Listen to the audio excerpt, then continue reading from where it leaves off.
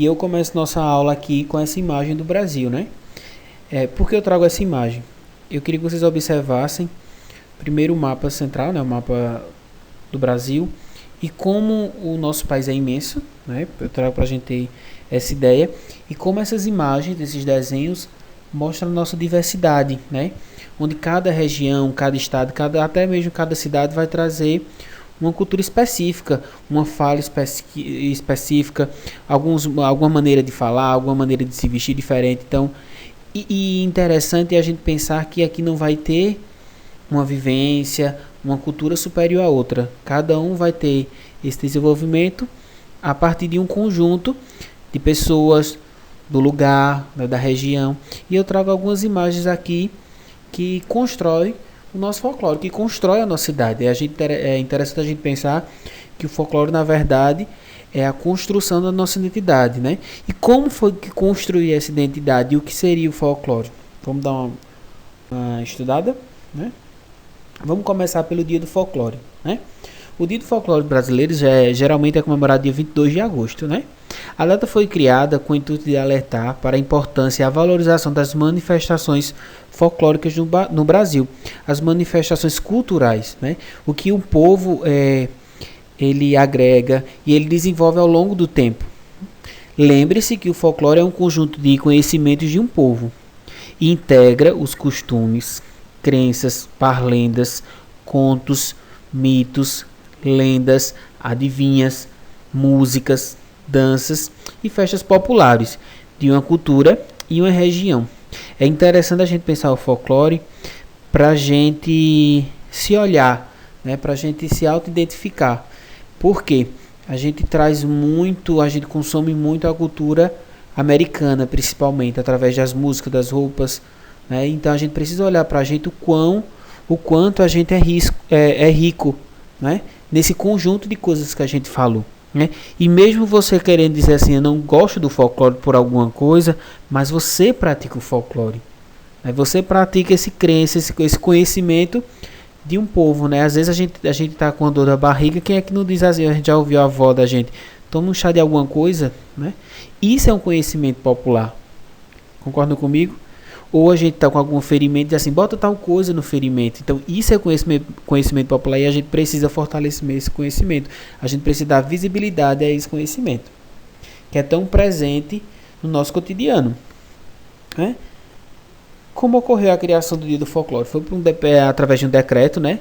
56.747, e ele foi de 1965, onde o Congresso estabeleceu que o dia 22 de agosto daquele ano seria comemorado o Dia do Folclore. É interessante que eu trago essa imagem aí, várias imagens do folclore, né?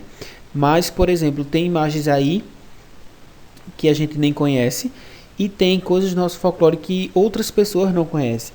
Tem vivências, por exemplo, da cidade de Toritama, que já é diferente da cidade de Caruaru, já é diferente da cidade do Recife. Então, é interessante a gente pensar que Toritama, todos os dias, constrói seu próprio folclore, constrói seu conhecimento popular.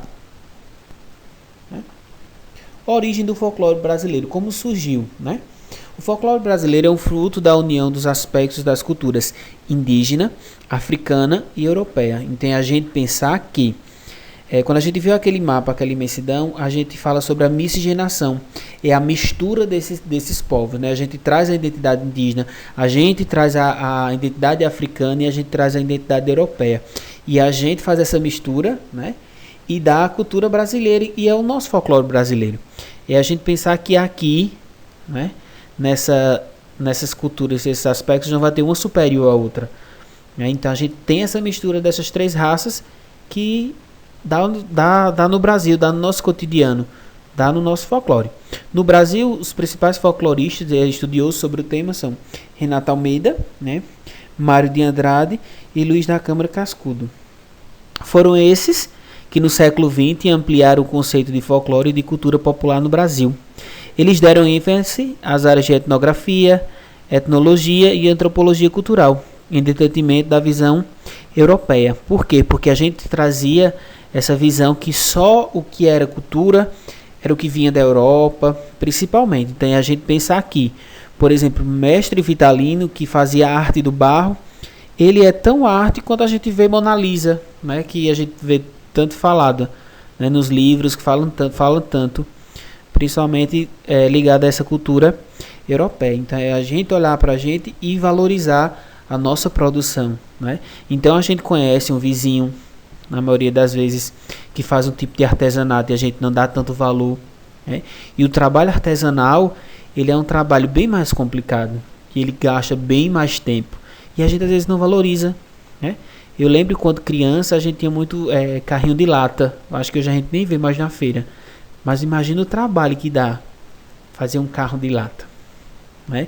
Então isso é um artista da nossa terra e a gente às vezes esquece, a gente não valoriza, né? A gente tem uma vizinha que conta histórias antigas de Toritama, por exemplo, né? De Toritama antigamente acontecia isso, acontecia aquilo, ela está reproduzindo a cultura desse lugar, né? E às vezes a gente, quando é novo, né, principalmente vocês que estão me ouvindo, não valoriza isso, né? Então eu chamo até para a gente procurar um idoso, procurar um avô, procurar uma avó, procurar um tio, pai, né, ou a mãe, e perguntar como era Toritama antigamente. O que era que acontecia de interessante? Como era que vocês viviam, né? Então isso é um questionamento que eu posso fazer para vocês. Aí o folclore brasileiro é um conjunto de expressões culturais populares que englobam aspectos da identidade nacional. Então, através do folclore é que a gente constrói nossa identidade, a gente constrói a nossa imagem enquanto nação. Era feito o exemplo que eu estava dando agora. Qual é a identidade de ser toritamense? Está ligado à cultura popular, está ligado às expressões dessa cultura no nosso cotidiano. São exemplos, né? Mitos, lendas, brincadeiras, danças, festas, comidas típicas e demais costumes transmitidos de geração para geração.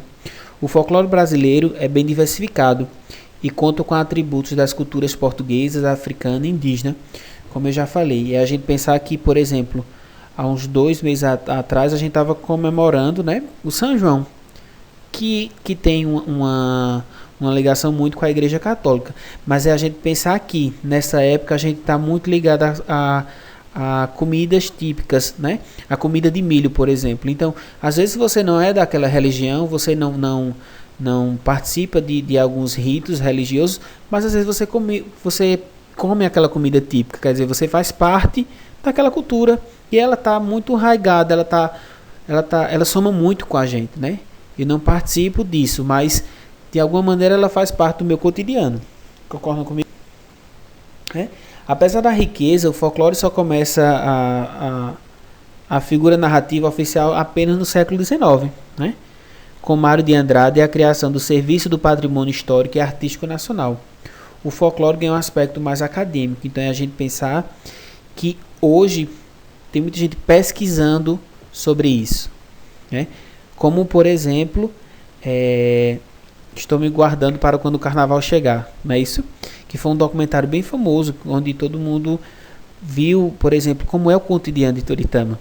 Aquilo é que representa a nossa cultura, por exemplo, né? A questão do trabalho, a questão de como se vestir, a maneira de falar, né? De se comunicar. E é bem individual, né? Bem a identidade da nossa cidade de Toritama. Aí eu trago algumas imagens de algumas lendas que a gente conhece muito, não vou nem falar. A gente tem o Saci, a gente tem a Yara, né? A gente tem a Mula Sem Cabeça, a gente tem o Lobisomem. Até alguns professores também já falaram sobre isso. A minha proposta foi a gente fazer um resumo do que seria para todas as turmas contemplarem esse conteúdo. E eu trago aqui as brincadeiras folclóricas e populares do Brasil. Aí eu trago o menino soltando pipa, né? Hoje a gente tem um problema por causa da questão da fiação elétrica, né? Mas quem nunca soltou pipa? Quem nunca viu soltar uma pipa, né? Então brincadeiras. Existem outras, como eu vou trazer para vocês, que a gente brinca e a gente nem percebe que faz parte do folclore, né? A brincadeira folclórica mais popular no Brasil é soltar pipa, né? Feitas de varetas de bambu e um papel de seda colorido. As pipas podem ser direcionadas para fazer manobras no céu. Outro divertimento é o estilingue, que a gente chama de baleadeira, né? Hoje já é mais difícil até de encontrar, né? Feitos de galhos, né? E que tem uma borracha que a gente dispara pedras, né? Geralmente era para acertar algum alvo, era para a gente matar um passarinho, por exemplo, fazer a caça, né? Antigamente. Hoje é mais difícil. Hoje a gente pensar que as brincadeiras elas estão voltadas para outras práticas, por exemplo.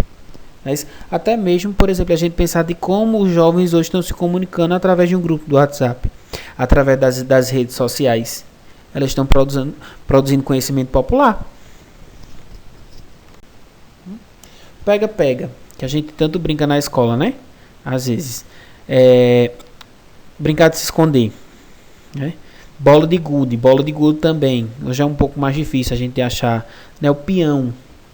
Eu acredito que tem gente ainda aqui de vocês que nem conheçam peão, né? Que é um brinquedo de madeira que é rodado no chão por meio de uma barbante enrolado em sua base e depois é puxado. Vou fazer esse desafio. Tenho certeza que tem gente ainda que nem conheceu um peão. Vocês são muito jovens, né? Vamos combinar. O professor aqui é que já está ficando velho, né? Crenças populares, né? Brasileiras. Crenças populares são aquilo que a gente faz no nosso cotidiano e a gente acredita, né? Por exemplo, aquela de pegar o buquê na noiva será a próxima a casar, né? Qual casamento que não tem isso? Né? Então é uma brincadeira que já tornou parte do nosso cotidiano. Todo casamento que a gente vai, eu não vou ler todas, tem o jogado do buquê, né? Então tá ligado muito à sorte, né? Então, quebrar espelho dá 7 anos de azar. Quem nunca ouviu essa? Né? Até hoje a gente tem medo de quebrar um espelho, porque a gente vai ficar com 7 anos de azar. Quem é doido de quebrar? Né? A gente tem, deixa eu ver um aqui, a gente tem a da sexta-feira 13, né? Que é coisas estranhas, acontece e tal. Passar por debaixo de uma escada, né? Ver um gato preto, quer dizer, eu gosto muito de gato preto. Eu sempre tive gato preto, por exemplo. Então são superstições, são coisas que a gente vê no nosso cotidiano. Às vezes a gente está passando numa calçada e a gente vê a escada, né? Às vezes a gente não acredita, mas é melhor evitar. Concorda comigo? Aí, às vezes a gente nem passa, a gente passa por outro lado aí. Eu não acredito, mas é bom evitar. Concorda comigo? Aí a gente traz as danças folclóricas e populares do Brasil. Aí eu trago essa imagem que a gente conhece bem, né? Que é a quadrilha junina. Essa aí já é uma quadrilha mais estilizada, mas principalmente no Nordeste, nas festas de São João, a gente tem as quadrilhas juninas, que em toda escola, por exemplo, a gente faz, né? Na nossa escola, geralmente, a gente sempre tem nossa quadrilha. As danças folclóricas brasileiras estão ligadas a aspectos sacros, lendas, fatos históricos, festas típicas e brincadeiras, curtidas ao som de músicas bastante animadas, né? As principais delas são o samba de roda, onde se dança numa roda ao som de sambas, acompanhado de batida de palmas e cantos. A gente não conhece tanto, por exemplo, o samba de roda, né? A gente conhece mais aquele samba, a palavra acho que não é essa, mas é estilizado, né? Que a gente vê na TV. Já não é tanto da nossa região, né? O maracatu. O maracatu, os dançarinos representam personagens históricos. A gente tem muito a figura do maracatu na zona da mata. A gente tem a Agreste, tem a zona da mata. Já o frevo se dança uma marchinha acelerada, tocada por uma banda ao estilo dos blocos carnavalescos. Então a gente vai ter o frevo ligado, principalmente na capital do estado, né? E a gente pensar que o frevo veio de uma luta, né? Que é a capoeira. Então quando a capoeira ela foi proibida no Brasil colônia, se cria a dança do frevo, que tem passos muito parecidos com a capoeira, que era uma forma de expressar essa cultura. A dança é uma forma de expressar sua cultura. Na região sul e sudeste, temos a catira, né, caracterizada pelas batidas de pés e palmas dos dançarinos. A quadrilha é uma dança típica das festas juninas, onde um dos oradores proclama frases que determinam os movimentos da dança. Então a gente tem anarriei, anavantu, né? Dancei. Então a gente sempre vai ter essa pessoa que vai chamar a quadrilha. A gente costuma dizer dessa maneira, né? Músicas folclóricas e populares do Brasil. As músicas folclóricas são canções populares. Elas não possuem autoria definida e apresentam temáticas de amor, e quase sempre são acompanhadas por uma viola caipira ou um violão. Note que são comuns no interior do país, de onde se originam. As principais dessas manifestações são as cantigas de rodas e as canções de niná. Essas canções de rodas a gente lembra da educação infantil, né? Quem nunca dançou uma ciranda? Vamos todos cirandar. Vamos dar a meia volta vamos dar. Né? Então faz parte dessa construção. Né? Então desde a educação infantil a gente está construindo essa identidade brasileira, valorizando a nossa cultura. Aí eu trago algumas festas do folclore brasileiro. E eu trago uma que eu acho muito interessante, que nos últimos anos eu estou pesquisando muito, que é sobre as escolas de samba do Rio de Janeiro, né? O carnaval. E eu trago essa imagem aí de uma escola de samba. A escola de samba ela é bem mais do que um desfile. Ela traz um samba enredo que fala muito sobre a história. Então é bastante interessante a gente até mesmo pesquisar um pouco mais sobre as escolas de samba do nosso carnaval. Mais conhecidas são as do Rio e São Paulo. Né? Nas principais festas do folclore brasileiro encontramos várias expressões folclóricas reunidas. As principais são destas: Carnaval, festa que remonta ao século XVII, mas que passou na cultura oficial de 1930. Congado surgiu durante o século XVIII em Minas Gerais, quando os negros escravos buscaram uma forma de expressão que fosse aceita dentro das irmandades católicas. Folia de Reis, grupos de cantadores e instrumentistas acompanham personagens como porta-estandartes, o locutor, o juiz. Eles andam pelas ruas pedindo esmolas. Por exemplo, eu conheço pouco sobre a Folia de Reis. Né? E as festas juninas, festas em que se comemora as colheitas. Por esse motivo, o sinônimo da mesa farta. Por isso que a gente tem a festa junina, ela está tão ligada às comidas típicas. Né? Aqui a gente tem a literatura de cordel, né? A literatura popular do Brasil, a gente tem aí os cordéis pendurados. Eu acredito que o professor Ricardo e a professora Eliane trabalharam com vocês já cordel, até mesmo ano passado, né, que era uma proposta nossa. Então, o cordel fala muito sobre essa literatura popular, principalmente do Nordeste. Né? E, por exemplo, se vocês observarem bem nessas imagens, a gente tem um desenho bem específico para essa literatura que a gente chama de xilogravura. Né? Esculpe na madeira, passa a tinta e pinta os cordéis, que geralmente era assim vendido nas feiras. Eles penduravam nos pegadores, né? As pessoas iam lá, escolhiam lá no pendurado lá o que eles queriam ler, né? Que são rimas, e levavam para casa. A principal linguagem folclórica é a literatura de cordel, que consiste no livreto de poesia, por vezes ilustrados, escrito em uma linguagem formal. Né? Originária na região Nordeste, essas obras recebem o nome de cordel, porque são expostas numa corda para apreciação, feito eu falei. Né? Outra forma comum de literatura popular são as adivinhações, ou seja, perguntas com conteúdo ambíguo. Os provérbios são ditados que contêm ensinamentos, sempre estão ligados às questões religiosas, a maioria, né? Piadas são pequenas narrativas com desfechos engraçados. Os trava-línguas são frases gerais rimadas que dificilmente são pronunciadas, enquanto as parlendas são as rimas infantis populares. Aí eu trago a imagem para vocês, achei bem interessante quando eu estava fazendo a pesquisa para essa aula. A gente vê aí uma escola, né, comemorando o folclore. Essa professora aí está representando um personagem folclórico.